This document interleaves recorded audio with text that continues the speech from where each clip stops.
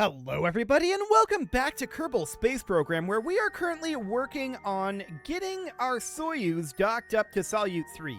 Of course, we launched into the quote-unquote correct inclination, but we launched at the wrong time.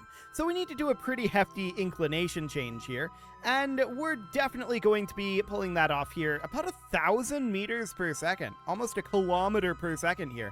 Well, good thing we've got this thing really heavily overbuilt, and we've got 5 kilometers per second ready to go.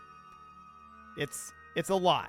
And we even ejected a bunch of it here, right? So it's quite a lot, no doubt about that. We're going to warp on forward a little further, 40, 30, 20, 10, and 3, 2, 1, 0, mark. So this is going to be about a 2-minute burn here.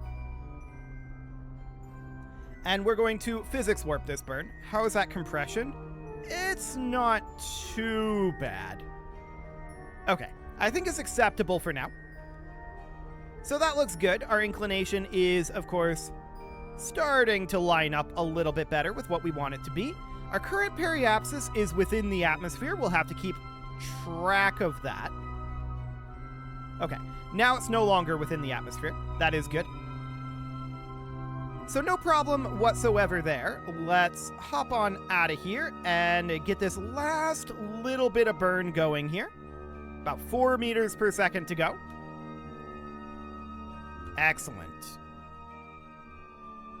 That'll do. Okay, so with that being the case, we're at 0.0 for our descending node. Now the question is, how is this going to go for a rendezvous?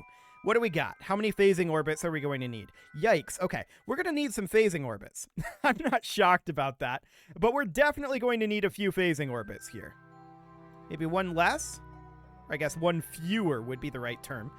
Let's put it about here. Yep, that looks pretty decent. That's 10 kilometers separated. We can probably try to dial that in a little bit.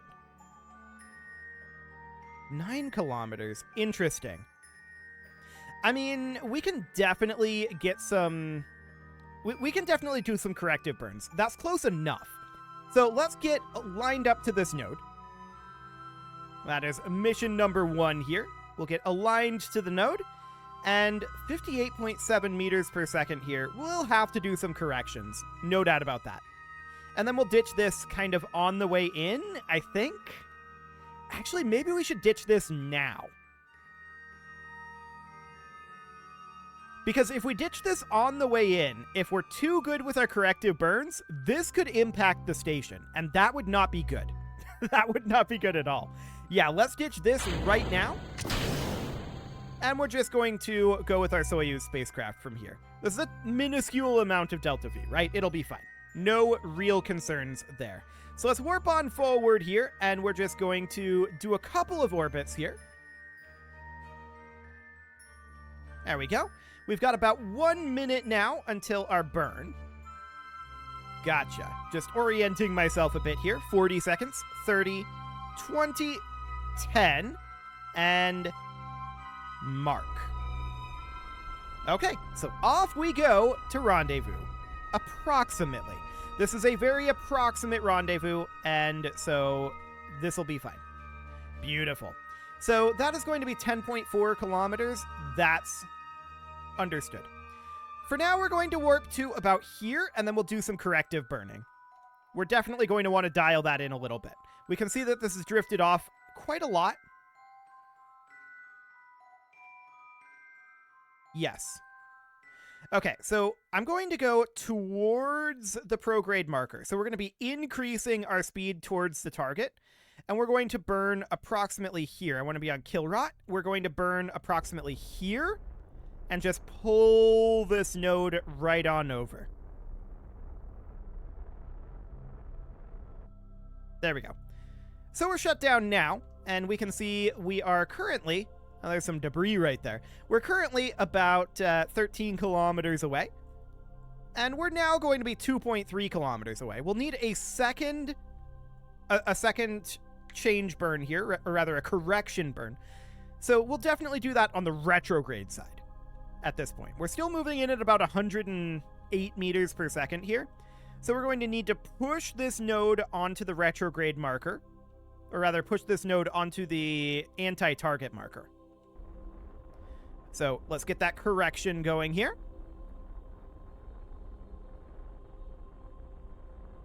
Cool. So that's a bit of a correction burn. I feel like we probably need to burn a little bit down here. Maybe even ever so slightly here. That'll do for now. And let's just go to target velocity minus. We can see we're pretty close here. And I want to decelerate us a bit. So we're at about 600 meters out, coming in at about 20 meters per second right now. And we'll just come on in at this speed for the moment. Looks good. 400 meters out. Once we get to 200 meters out, I want to do a braking burn.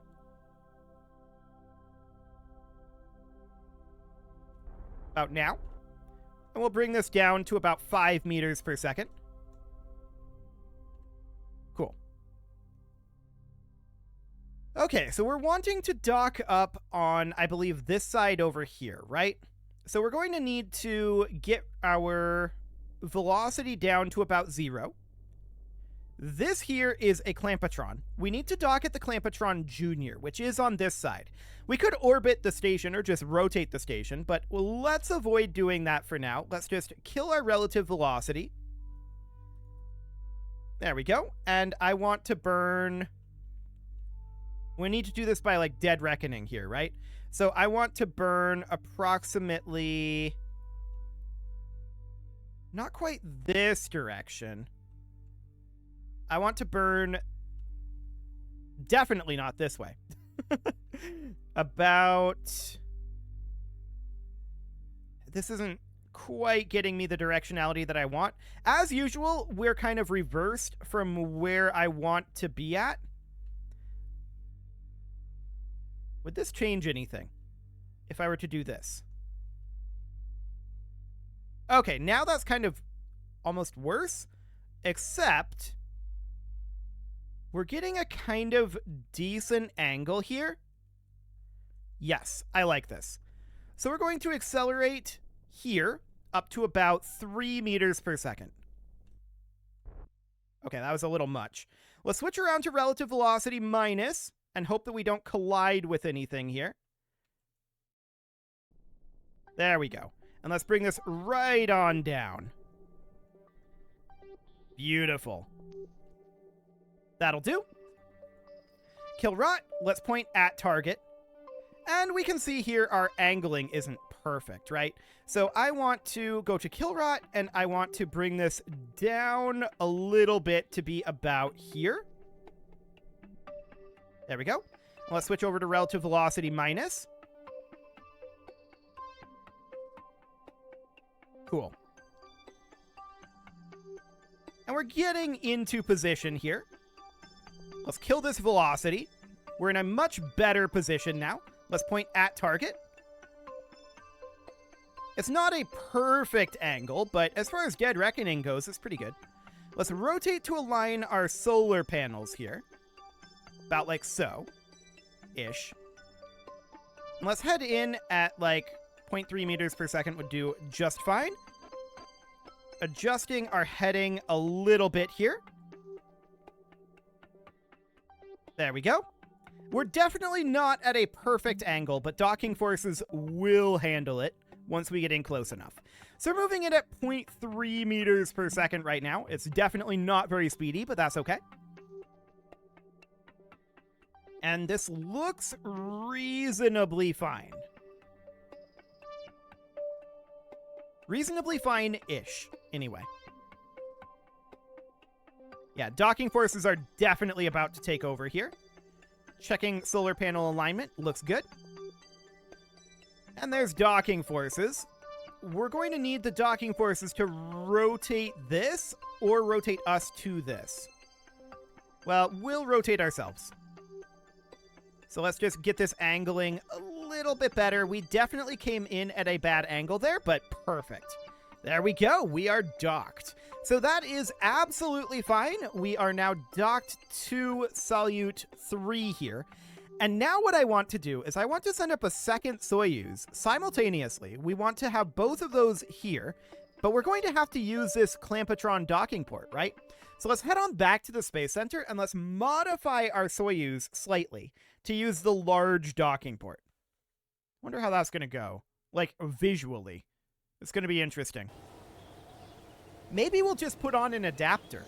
That could work. An adapter would be interesting, and like that would be a kind of realistic way to do it. Definitely very duct tape and chewing gum, but I mean, this is Kerbal, right? Duct tape and chewing gum is what we do here. So that would be absolutely fine in theory. Let's grab a Soyuz. Here we go. And in here, we ditch this launch escape system temporarily. We then switch this Clampotron docking port Junior. This is where it gets weird. We switch this over to a Clampotron docking port. Like that. And then we put the launch escape system on top of that. That is not bad, actually. We can always detach this and go down to the docking port Junior if we want to. So it's a very flexible adapter, and I don't think it looks truly terrible. It looks a little terrible, to be honest. Okay, yeah, it does look a little terrible. It does. Well, let's just put this out on the pad. Who do we want for the crew? Valentina, Corvi, and Doni? I think we should bring an engineer just in case. We know what happened last time we didn't bring an engineer. So let's save this. We'll put this out at the Woomerang launch site. Our timing is once again probably going to be awful. But we are going to be angling for the, what is it, 51.7, I believe? Hang on, I'm double checking. I believe I closed the page. Oh, that's exciting. That is very exciting. Okay, let's try this again. Let's see, Salyut-3, there we go. I can't believe this hasn't loaded yet. That's kind of insane. Yes, 51.6 degrees. Is our orbital inclination that we're targeting. Go away, MechJeb. We are not using you.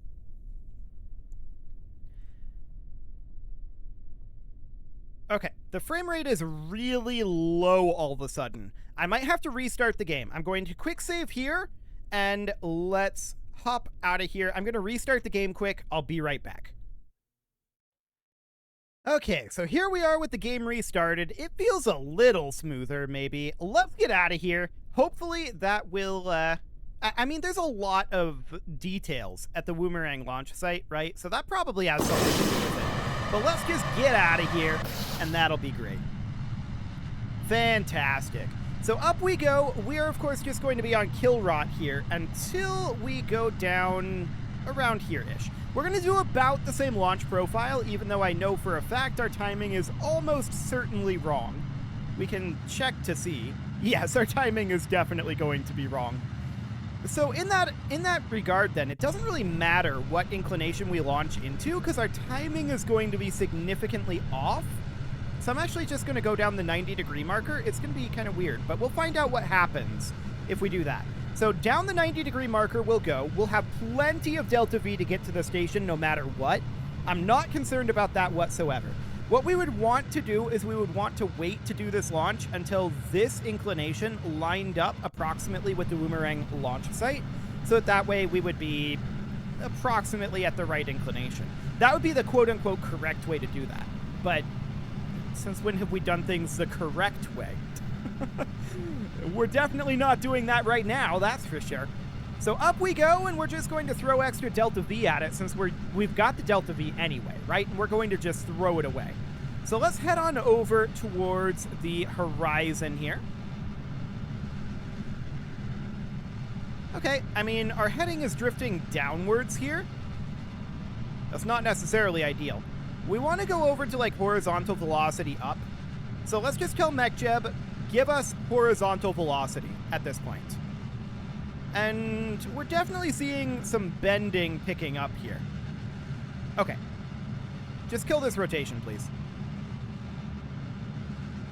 I don't like what we've got going on up here.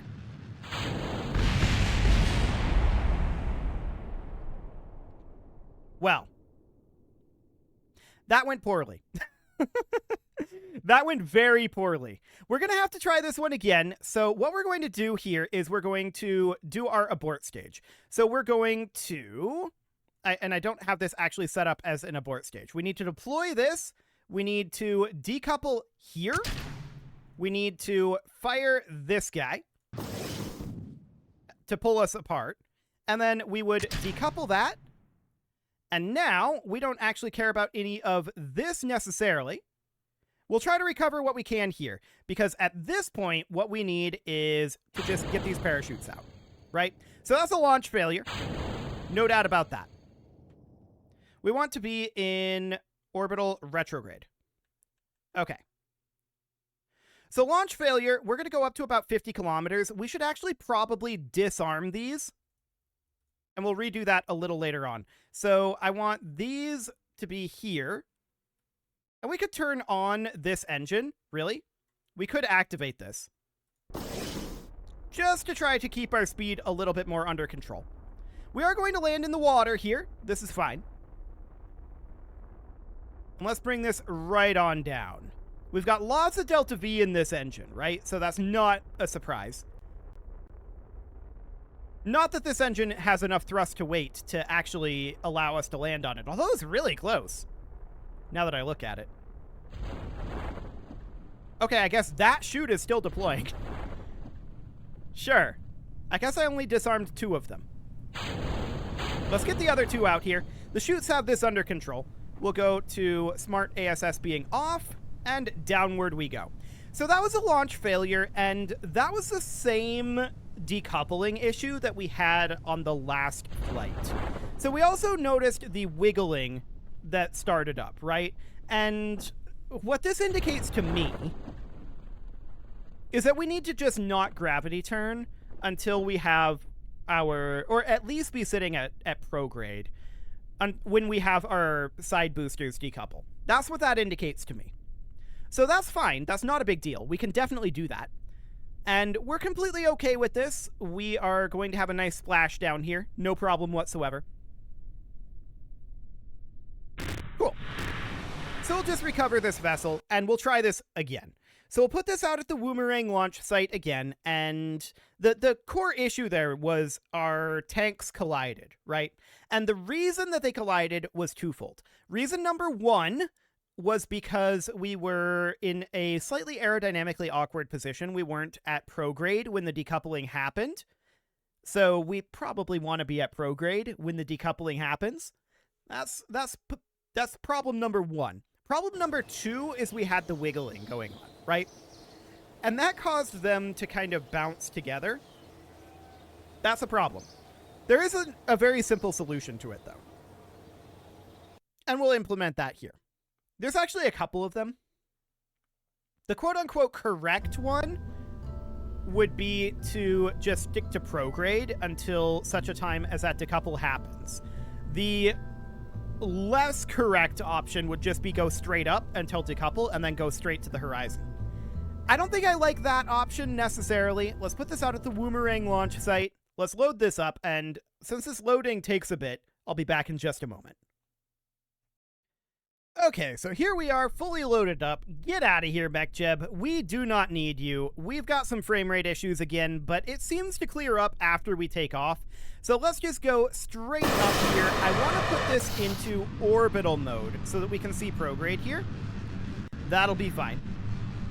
And let's just lift this thing straight up for the time being. And then we'll go over to prograde instead of horizontal velocity up. That should fix the collision problem, just straight up.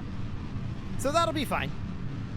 We'll pop over to prograde, but then after we've cleared the collision, we won't have any significant issue with just heading to the horizon at that point. So straight up to 20 kilometers, and then prograde, and then decouple, and then horizon is going to be our ascent profile. So that'll be absolutely fine here. We're at about 12 kilometer apoapsis right now, and we can see how vertical prograde actually will end up being. So 17, 18, 19, and 20. Over to prograde we go, and we're just going to stick here for a while. Specifically, until our side boosters are out of energy. This is going to mean our apoapsis is going to be relatively high. We are picking up rocking here. SAS is... Okay, let's just turn this off. Off. Off. SAS. Okay. Lock to prograde. Okay. Wow. So MechJeb really didn't want to turn Smart ISS off there. We want to turn this gimbal down to 10%, and we probably should do that for future launches as well. And for right now, I want to go to horizontal velocity up. We'll see what that does as far as rocking goes, but on 10% gimbal here, that should be reasonably fine. We can see our apoapsis height is already quite high, which I'm not shocked about with this ascent trajectory. I would prefer to go more horizontal earlier, to be clear. I would definitely have a preference towards that. But with that rocking going on, it's tough, right? So that does indicate to me that we're over gimbaled down here at the bottom, and we should probably do something about that. That would probably be for the best. Okay, so I'm just noting what's in the advanced tab here. We can choose our reference frame and our direction. Okay, and force roll. Interesting. For now, of course, we're just going to continue to burn here-ish. 160 is probably sufficient apoapsis, right? Yeah, I think that's definitely going to be the case. So Skylab is like 250. Yeah. We'll do this. We'll do a circularization burn here, and that's going to be a pretty hefty amount of fuel. I'm not going to throw away any fuel this time because we know we're going to need a fair amount of fuel. So we're just going to burn here on our first stage. Let's align to the node. We can also decouple our launch escape system at this time. It is not necessary. So we'll get rid of that, but we'll keep our adapter. So this is all looking good. We should definitely extend our solar panels. That would help. We'll get those extended on out. And we'll align to this node. It's going to be slow turning, though. No doubt about that. This burn, oh, that's very healthy looking. Cool. This burn is going to be in about 1 minute, and we're basically on the node right now. So let's warp forward. 40 seconds, 30, 20, 10, and 2, 1, 0, mark. Okay.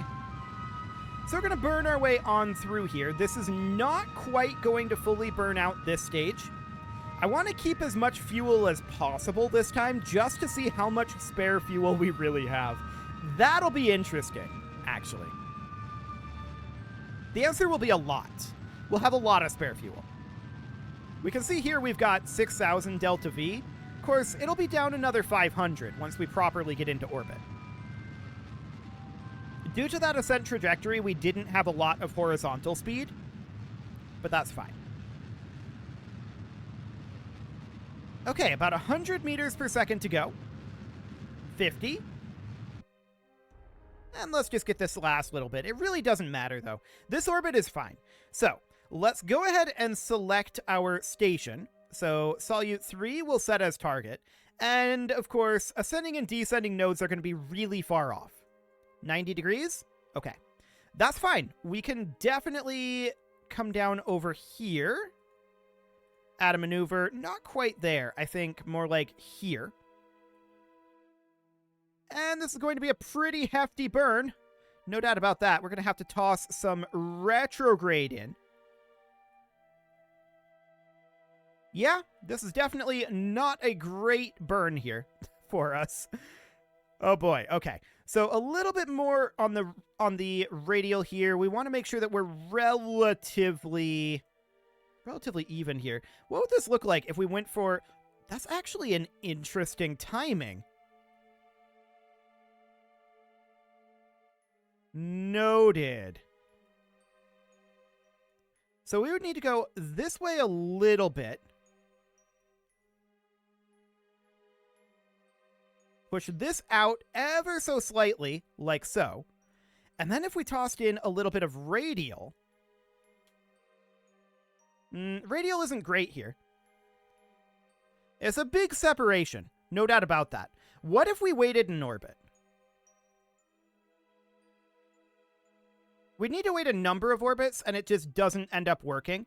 So this timing is not amazing then.